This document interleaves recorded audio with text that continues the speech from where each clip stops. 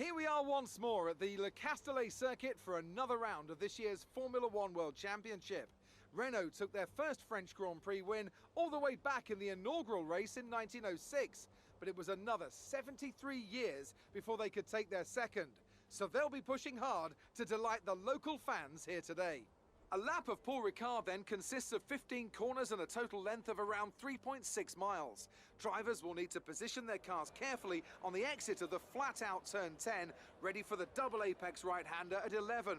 Watch out for potential overtaking action at the end of the start-finish straight and into the heavy braking zone of turn 8. Joining us today to oversee all the thrills and spills, it's Anthony Davidson.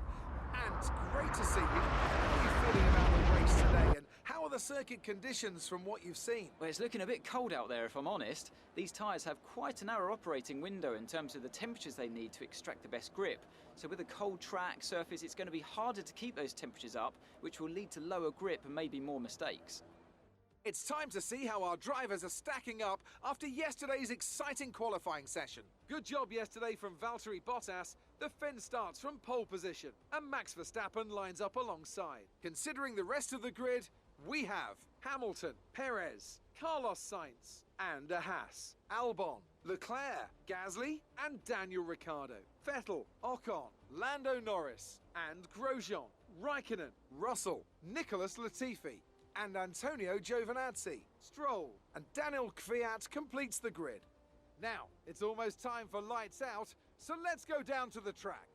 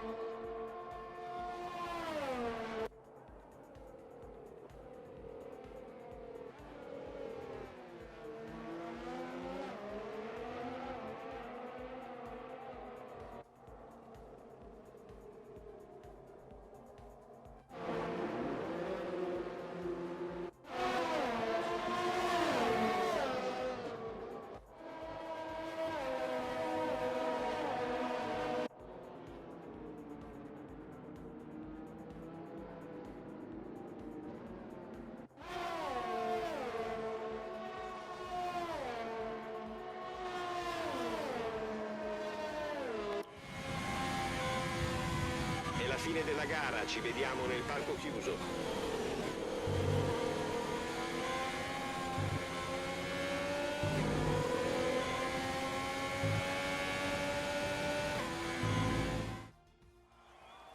Another superb French Grand Prix comes to an end, and it's a thoroughly deserved victory.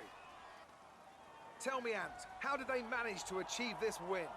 Well, they clearly have a car that comes alive in the kind of conditions we were dealing with today. It's a very balanced package in the wet, and what that means is that the drivers have confidence to attack, and having that confidence gets you on the power earlier, it lets you brake later, and can put you a long way up the road.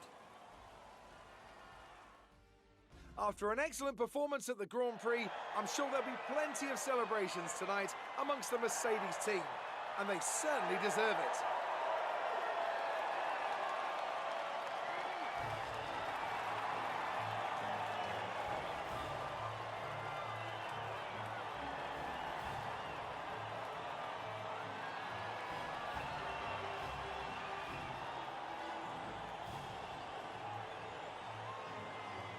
look at how the drivers' standings have changed. Well, the gap at the top of the championship has been cut down after a difficult race today for our championship leader. Let's focus on the driver of the day, Anthony Davidson.